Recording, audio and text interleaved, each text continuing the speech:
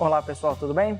Continuando os vídeos sobre compressores, nesse vídeo especificamente a gente vai focar no compressor alternativo a pistão de simples estágio. Nos próximos vídeos a gente vai falar sobre o duplo estágio alternativo, sobre os compressores parafuso e suas variações e o compressor scroll por último.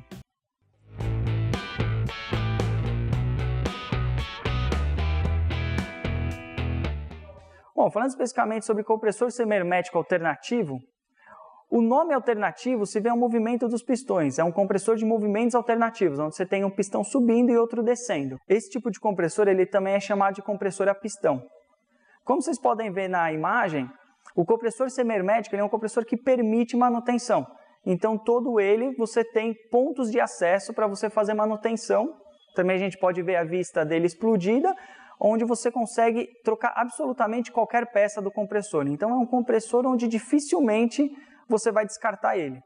Você teve um problema, você vai abrir, vai consertar aquela peça específica e depois vai colocar ele em operação novamente. Falando em termos de tamanho, os compressores semiherméticos alternativos são compressores de baixo e médio deslocamento volumétrico. Então você tem compressores aí que vão de 4 metros cúbicos por hora até aproximadamente 150 metros cúbicos por hora. Em alguns casos, esse deslocamento chega até 200 metros cúbicos por hora nos compressores de 8 cilindros.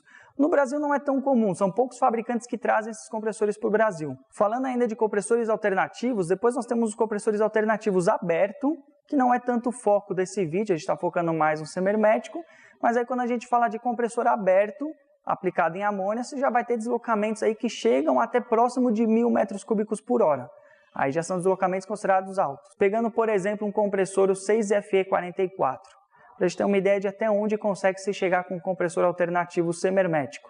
O compressor 6FE44, pegando um regime de menos 10 mais 45, a gente está falando de uma capacidade por volta de 77.000 kcal. Isso nos dá cerca de 90 kW por hora de capacidade frigorífica. Já temos uma ideia de tamanho. Falando sobre fluidos refrigerantes, os compressores semiherméticos alternativos eles vão pegar a maior parte dos HFCs, a maior parte dos novos fluidos, os HFOs também são aplicáveis, os hidrocarbonetos como o propano é bastante comum, aplicação com ele, e também o CO2. Obviamente, de acordo com o tipo de fluido refrigerante que você vai aplicar, pode ser que haja pequenas modificações no compressor para atender especificamente esse fluido, como é o caso do CO2, como é o caso do 134, em alguns casos o propano. Então vai depender um pouco do fluido que você vai aplicar, mas no geral os compressores semiherméticos alternativos, eles atendem aí uma ampla gama de fluidos refrigerantes. Falando em termos do mercado nacional, no Brasil, hoje você tem bastante compressor aplicado desse tipo com HCFC R22, que já está saindo de uso, mas instalações mais antigas a gente vê bastante. E mais comum, o HFC R404A, o R507 e o R134A. Esses três fluidos é bastante comum você ver aplicações com semihermético alternativo. Além disso também o CO2 que tem tido um crescimento exponencial nos últimos anos. Falando um pouco sobre o sistema de resfriamento dos compressores, cada tipo de compressor ele tem um sistema de resfriamento.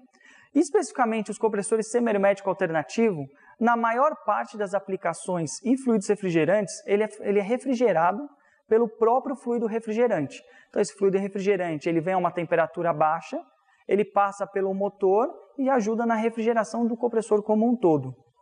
Em algumas aplicações a gente tem ventilação forçada no cabeçote para ajudar a resfriar principalmente o motor elétrico e também tem injeção de líquido.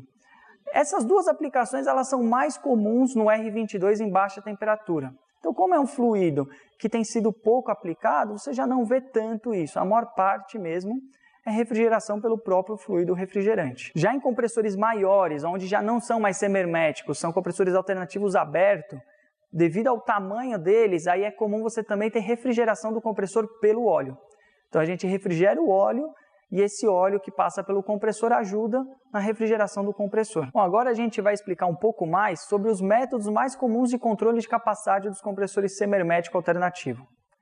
A gente está focando aqui no compressor da Bitzer, que é o mais comum, mais aplicado no mercado, mas indiferente do fabricante, esses métodos não variam muito. No geral, todos eles oferecem. E são basicamente 4 métodos. O primeiro deles, e mais comum, é o método on-off. Então você tem compressores aplicados em paralelo, você tem ali um skid com 3, 4 compressores e eles são aplicados em paralelo. Então, de acordo com a sua carga térmica, você vai desligando ou ligando os compressores. Então, por exemplo, se a gente tiver uma instalação com 4 compressores, se a gente tem apenas um funcionando, a gente tem a instalação em 25% da capacidade. No momento que a gente liga o segundo, a gente passa para 50%, 75% até 100%. Esse é o método mais barato e mais simples, porém talvez o menos eficiente. Depois nós temos o segundo método, que é o método de bloqueio da sucção do compressor. Nesse método, normalmente você tem um compressor com 2, 4 ou 6 cilindros, o que você faz é bloquear uma parte desses cilindros. Então, por exemplo, num compressor de 4 cilindros, você vai ter 2 cabeçotes, cada um com 2 cilindros. Você bloqueia a sucção de um dos cabeçotes. Então o gás ele vem, só que ele não consegue passar por 2 cilindros, ele passa só pelos outros 2. Então dessa maneira você controla o compressor a trabalhar em 100% quando estão os 4 cilindros, ou em 50% quando você tem só 2 cilindros. Se você já tem um compressor maior de 6 cilindros, você já consegue ter o controle 33%, 66% e 100%. Então é um método também interessante, barato de se controlar a capacidade. O terceiro método também é de controle da sucção, bloqueando os cabeçotes, só que é o controle intermitente. A Bitzer chama de CR2. Esse tipo de controle é igual ao anterior, só que ele é de maneira intermitente. Você fica pulsando, ora ele dá passagem de gás, ora não. É uma pulsação com uma frequência razoavelmente alta. Então você consegue ter um controle mais preciso da sua capacidade, da carga térmica da sua instalação. Esse tipo de controle ele exige um pouco mais de sofisticação, você já tem que ter um PLC por trás controlando esse sistema, mas também é um sistema razoavelmente simples. Bom, e por último, o quarto método, que talvez seja o mais comum e mais eficiente, que é a variação de velocidade do compressor. Então a gente aplica um inversor de frequência na entrada de alimentação desse compressor. À medida que você altera a frequência de um motor assíncrono, você altera diretamente a rotação desse motor. Então, o inversor de frequência, de acordo com a sua carga térmica, ele vai mandar o compressor acelerar ou desacelerar, fazendo o controle mais preciso dele. No próximo vídeo, a gente vai abordar mais tecnicamente o compressor. Então, a gente vai mais a fundo entender o funcionamento do compressor semihermético alternativo e um pouco melhor o funcionamento do controle de capacidade, tanto por bloqueio de sucção, como por inversor de frequência. Espero que tenham gostado desse vídeo, que ele tenha ajudado vocês a entender um pouco melhor. Se gostaram, curta, compartilhe e se tiver qualquer dúvida, deixa aqui embaixo que a gente responde. Até a próxima!